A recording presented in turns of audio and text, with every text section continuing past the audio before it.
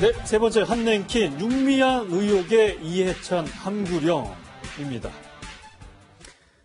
네, 정의기억연대와 윤미향 당선인의 논란이 불거지면서 최근 민주당 의원들도 한마디씩 하던 상황이었는데 이해찬 대표가 당내 의원들을 향해 개별적으로 말하지 말아라 함구령을 내렸습니다. 그 배경이 뭘지 좀 궁금한데요. 또 최영일 평론가께 여쭤봐야 될 것 같습니다. 네네. 일단 조용히 해라, 말 조심해라, 이런 경고성인가요? 왜냐하면 당의 공식적인 입장은 강훈식 대변인이 이야기를 했었는데요. 자, 사실관계가 확인된 이후에 입장을 정리해서 내놓을 것이다. 그러니까 지금 사실 민주당은 입장이 없어요. 사태 추이를 지켜보는 것밖에 없는데, 근데 문제가 좀 꼬였어요. 왜냐하면 원래는 행정안전부가 어제인 22일까지 회계 자료를 제출받아서 감사를 하고 또 그리고 이제 정 의원은 스스로 복수의 공인회계사에게 이 회계 감사를 받겠다라는 입장이었는데 네. 지금 검찰 수사가 먼저 시작됐고 회계 자료는 다 압수수색 돼버렸습니다. 그러니까 지금 민주당이 예정했던 이 스케줄은 다 꼬여 있는 상황이라 그럼 입장을 좀 바꿔야 되는데 저는 이제 월요일에 그 이용수 할머니의 기자회견이 예정돼 있으니까 다음 주요? 예. 다음 주에 아마 민주당 입장은 정리돼서 나올 것이다. 근데 이 와중에 민주당 일각의 의원들이 먼저 박용진 의원이 이 국민 눈높이와 상식에 맞지 않는다. 그래서 내가 유치원 3법 제안한 거 아니냐. 그 맨학과가 뭐가 다르냐 하는 이제 취지의 어떤 비판을 했고 그 다음에 이제 김영춘 의원이 사퇴를 처음으로 거론했죠. 예. 사퇴하고 백의종군해야 한다. 이거 윤미향 대표에 대한 이야기입니다. 당선인에 대한 이야기였습니다. 그러자 이게 잡음으로 이제 좀 보이기 시작했어요. 네. 그래서 이제 이해찬 대표는 공식적인 당 입장이 결정될 때까지는 개별적인 이 발언을 삼가라는 취지로 저렇게 함구령을 내린 것으로 보여집니다. 근데 이현정 의원님, 당대표가 저런 얘기도 할 수 있지만 반면에 당내 여론을 계속해서 이렇게 입막음하는 모습이 결코 국민들의 눈에는 곱게 보이지 않을 것 같긴 해요. 예전에 우리가 조국 전 장관 사태를 민주당이 대응할 때 보면 굉장히 실기를 해서 결국 문제만 키우고 결국 나중에 사퇴하는 그런 결과를 빚었지 않습니까? 왜냐하면 그 청문회 하기 이전에 청와대에 올라가서 당시에 당대표 때 이해찬 대표와 이인영 원내대표가 조국 전 장관 임명해야 된다. 이런 의견을 이제 전달한 걸로 알고 있습니다. 그래서 결국은 그 뒤에 이 조국 전 장관이 임명이 됐지만 결국 얼마 못 가서 사퇴하는 그런 상황이었거든요. 저는 지금도 보면 결국 윤미향 당선인의 문제를 좀 처리하는데 실기하는 게 아닌가라는 저는 우려가 있어요. 그게 뭐냐면 지금 최근에 이낙연 당선자 같은 경우는 엄중하게 보고 있다라고 이야기를 해서 상당히 사퇴로의 무게를 실었습니다.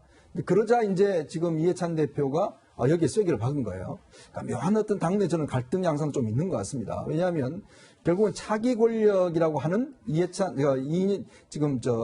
이낙연 당선자의 입장과 그다음에 지금 당권파의 입장이 좀 갈라지는 것 같아요. 그런 어떤 면에서 보면 윤미향 당선을 놓고 좀 당내 어떤 권력 싸움이 이제 시작되는 단초가 아닌가라는 그런 해석도 할 수 있을 것 같고요. 또 하나의 문제는 윤미향 당선인의 문제가 개인의 문제가 아니다는 판단을 한 것 같아요. 이거 뭐냐면 윤미향 당선인의 문제를 처리할 경우에 그동안 사실 정의연 중심으로 해왔던 반일 민족주의 운동이 어떤 면에서는 크게 훼손될 수 있다는 판단을 한 것 같습니다. 즉 그동안 위안부 문제를 중심으로 해서 한일 관계를 문제에 대해서 굉장히 강경한 기조를 가져갔던 게 문재인 정부였거든요. 한일 위안부 협상도 철폐를 하고. 그런데 만약에 윤미향 당선인을 예를 들어서 출당을 한다든지 제재를 할 경우에 그 운동 전체에 대한 어떤 면에서 보면 정당성이 훼손될 수 있다는 판단을 한 것 같아요. 그러네요. 그런 어떤 차원에서 좀 이게 양정숙 당선인과는 좀 다른 차원. 그건 개인적인 문제지만 지금 이 문제는 단지 개인적인 문제가 아니라 이 당의 뿌리, 즉 당의 기본적인 노선과 관련된 문제이기 때문에 쉽게 결정할 수 없는 그런 한계는 있는 것 같습니다. 네. 윤미향 당선인과 정 의원의 논란을 검찰이 수사 중인 만큼 결국 법의 판단을 따르겠지만요.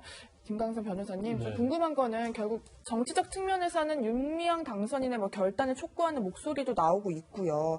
근데 이번 함구령으로 좀 선을 그었다. 윤미향 당선인의 사퇴론 같은 것에는 선을 그었다. 이렇게도 볼 수 있을까요? 그런데 이제 민주당 입장에서는 굉장히 좀 난감한 입장으로 봐요. 왜냐하면 이전에 어떤 문재인 대통령의 정책 방향, 특히 이제 외교적인 방향에서는 일본과 관계에서는 강제징용이랄지 위안부 피해자 문제랄지 사실 이것이 해결되지 않으면 우리가 경제적으로 어떠한 불리를 감수하다 하더라도 한일 관계의 어떤 개선 이런 부분에 대해서는 굉장히 좀 부정적인 입장이 있었지 않습니까? 그렇기 때문에 민주당 입장에서 이걸 사퇴를 즉시 시킨다랄지 그러면 굉장히 어려운 측면이 있을 수 있고 다음에 이게 좀 약간 분리해서 생각해야 하는데 네. 윤미향 당선자의 개인적 비리냐 의혹이 말이죠. 아니면 네. 정의연할지 정대협과 관계가 있느냐 이 부분이 상당히 좀 의혹들을 보면 좀 애매한 측면이 있어요. 그리고 지금 민주당에서 원래 제가 볼 때는 만약에 진상조사를 하려고 했으면 처음에 문제가 불거졌을 때 빨리 시작을 했으면 괜찮다고 봐요. 네. 그러면 사실 윤미향 당선자가 나는 억울하다 하면 거기에 맞는 영수증이나 자료들, 회계 자료를 다 검토해서 결론을 내릴 수 있었고 그다음에 만약에 이 진상조사단이 어느 정도 진행이 되면 검찰에서 압수수색 한다는 게 굉장히 부담이 갔을 거예요. 네. 근데 검찰 자체가 민주당에서 이미 진상조사단 꾸려서 하고 있는데 그 자료들이 민주당에 갈 거 아니에요. 근데 네. 이걸 검찰에서 미리 압수수색을 한다는 것은 검찰은 굉장히 부담이 가죠.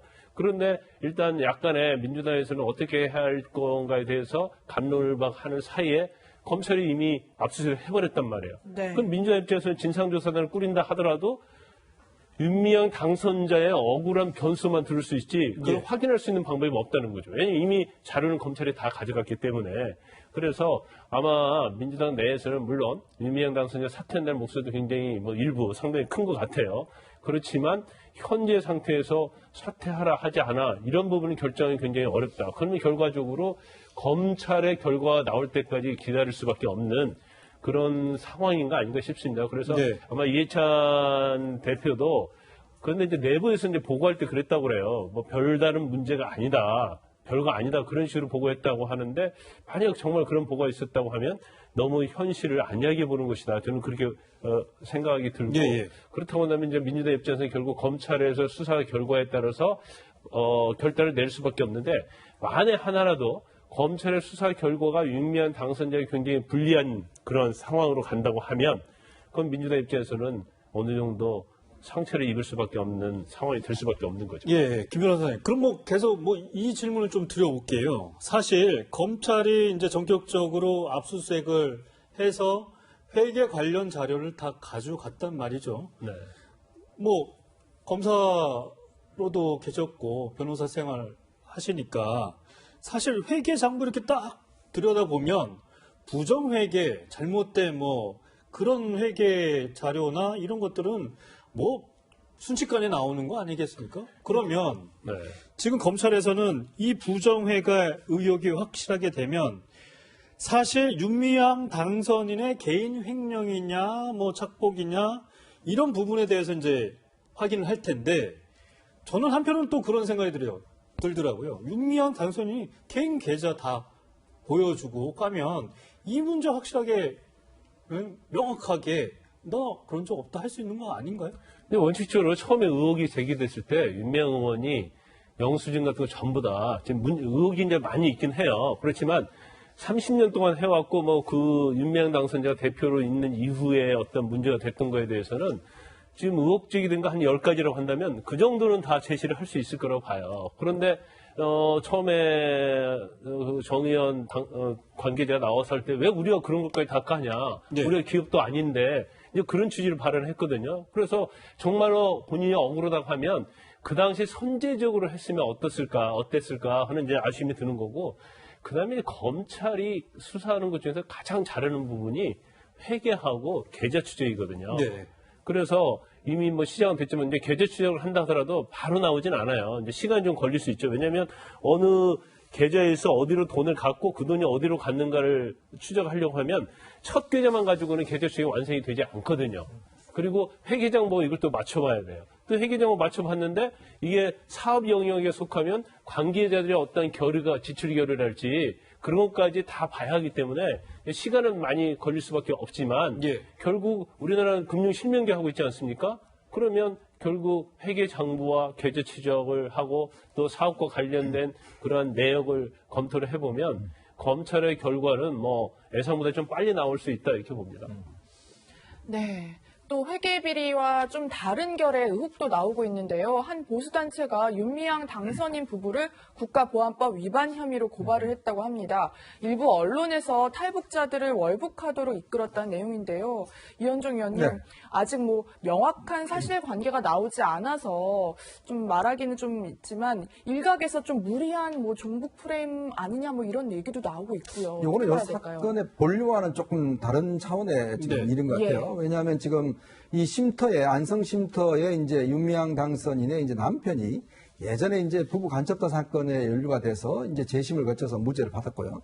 그분이 이제 지금 현재 수원에서 이제 인터넷 신문사를 운영하고 계신데. 네, 그렇다고 합니다. 네, 예전에 아시겠지만, 유경식당 종업원들이 대거 이제 그때 한국에 온 적이 있지 않습니까? 그때 이제 허강일 씨라는 이제 지배인과 함께 12명이 이제 온 적이 있어요. 근데 이제 그분들을 이제 아마 후원을 한 것 같습니다. 그리고 또 그분들은 이제 여기에 이제 안성 쉼터에 한 1박 2일 정도 와서 이제 뭐 삼겹살 파티라든지 뭐 이런 거 하면서 네. 그 관련된 변호사들을 참석하면서 북한에 뭐 다시 어떤 가는 문제에 대해서 어떤 이런 뉘앙스로 이야기를 했다는 거예요. 설득을 했다는 거죠. 근데 그걸 지금 이제 현재 허강일 씨 같은 경우는 지금 현재 다른 나라도 지금 망명가 있습니다. 그러니까 그분이 아마 이 문제를 좀 제기를 하는 것 같아요. 예. 당시에 자기한테 후원해 줬던 거, 그다음에 그때 당시에 상황을 보면 자기한테 자꾸 이제 어떤 면에서 보면 이게 강제로 어떤 면에서 보면 자의가 아니라 강제로 왔다. 한국에 왔다. 이런 걸 의도적으로 자꾸 이제 이 고백하도록 그런 유도를 했다라는 이제 의문을 제기를 하고 있어요. 예. 이거는 어떤 면에서 보면 지금 이 본안 사건과는 뭐 전혀 관계가 없이 이 안성 쉼터와 관련된 이제 사건으로 돼 있기 때문에. 그 안성 쉼터에는 왜 탈북 여성들을 데려가서 그렇게 그러니까 이게 지금 안성 그건 쉼터가 좀 이해가 안 가더라고요. 할머니들이 이제 궤도로 계시지 않으면서 관련된 단체나 또 정대협의 어떤 뭐 이 MT라든지 이런 뭐 이 수료회라든지 이런 걸로 사용 장소로 됐다는 거예요. 그러니까 보니까 여기도 이제 결국은 그분들이 와서 여기도 한 2박 3일 정도 기거를 하면서 여기서 뭐 관광도 하기도 하고 네. 또 뭐 같이 식사도 하기도 하고 그런 행동들이 그렇죠. 뭐 불필요한 의혹을 만들어내는 그렇죠. 것 같아요. 왜냐하면 이 사실은 이 처음에 사업을 계획을 짤 때 이 할머니들이 여기 오셔서 여기서 지내시면서 일주일에 한번 목욕탕도 가고 또 옆에서 이제 심리 치료도 하고 그러기 위해서 지금 현대중공업으로부터 기부받은 돈으로 만들었지 않습니까? 네. 근데 만들고 난 다음에 전혀 할머니들이 거주하지 않고 그러다 보니까 여기를 결국 이제 1년에 몇 번씩 다른 사람들, 다른 단체나 이런 사람들한테 이제 뭐 MT 장소로도 대여하고 이렇게 하다 보니 결국 이런 문제가 이제 결국 부거진 것 같은데 물론 이 문제는 조금 이번 사안과 다른 관점에서 네. 접근을 해야 될 문제인 것 같습니다. 네.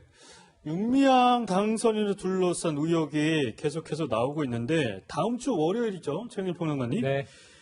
이용수 할머니가 이제 기자회견을 할 맞습니다. 예정으로 맞습니다. 알고 있는데 그때 이용수 할머니 인터뷰 나온 걸 보니까 윤미향 당선인 당신도 와서 같이 네네. 기자회견 하자 맞습니다. 이렇게 요구를 했어요. 그러니까 처음에 7일 날 이 모든 사태의 출발점이 이용수 할머니의 대구 찻집에서의 기자회견으로 시작이 된 거예요. 수요 집회 필요 없다. 학생들이 성금 내도 할머니들에게 안 쓰인다. 네. 그리고 윤미향 당선인이 국회에 갈 일이 아니라 돌아와서 책임져라. 이제 이런 표현이 나오면서 쭉 의혹이 이제 이 정도까지 이어지게 된 겁니다. 월요일 날 어떤 기자회견을 하실지 좀 궁금할 것 지금 같아요. 일단은 향후 위안부 피해자 할머니들과 관련된 이 정의연 운동의 방향에 대한 이야기를 주로 하겠다라고 했는데 이 와중에 윤미향 이 당선인과의 진실 공방도 나올 것 같아요. 왜냐하면 이런 얘기를 했단 말이에요.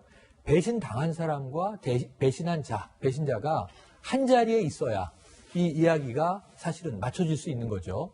윤미향 당선인이 오지 않고 또 일방적인 주장으로 만약에 이제 반론이 나오고 간다면 진실 공방이 또 가는 거예요. 그래서 저도 윤미향 당선인이 함께 이 두 이야기를 나눠서 합의된 이야기가 나오면 참 좋겠는데 그러한 장면을 보기는 좀 현재 상황으로는 만약에 쉽지 않아 보입니다. 뭐 이거는 좀 앞서 나간 얘기이기도 한데 윤미향 당선인이 그 자리에서 저 뭐 국회의원 당선 사퇴하겠습니다. 뭐 이런 네. 가능성도 있을까요? 가능성은 희박하다 이렇게 봐야 되겠고요. 이미 윤미향 당선인이 대구에 지금 이 할머니가 기거하고 계신 호텔에 찾아가서 무릎을 꿇고 사죄했다는 보고 나왔죠. 네. 인터뷰도 나왔는데 할머니는 그때 용서나 화해 같은 이야기는 언급하지 않았고 오히려 지금 거처를 옮기고 상당히 좀 건강이 안 좋아진 상태라고 전해지고 있어서 두 사람의 화해가 이루어지는 게 이 사태 수습의 해결일 것 같은데 그 화해가 쉽지는 않을 것 같아요. 윤 당선인은 그 기자회견을 갈까요? 가지 않을 것 같은데요. 이야기를 듣고 나서 별도의 반론을 내지 지금 않을까 싶어요. 기자회견을 준비를 하고 있다는 이야기가 있어요. 예. 아마 자기가 가지고 있는 여러 가지 계좌라든지 이런 자료를 좀 모아서 왜냐하면 지금까지 그 최근에는 뭐 라디오 출연이나 이런 거 하지 않고 있거든요. 아마 그런 것들 좀 모아서 자기도 이제 할머니가 기자회견 하시면 그에 대한 좀 반박성 기자회견을 준비하고 있지 않을까. 근데 사실 이 문제는 이미 검찰로 넘어갔기 때문에 뭔가 주장하더라도 사실은 어떤 면에서 보면 해결되기는 꽤 어려울 것 같습니다. 네, 알겠습니다. 얘기 여기까지 하고요. 다음 이 시각 한 랭킹으로 넘어가 보겠습니다.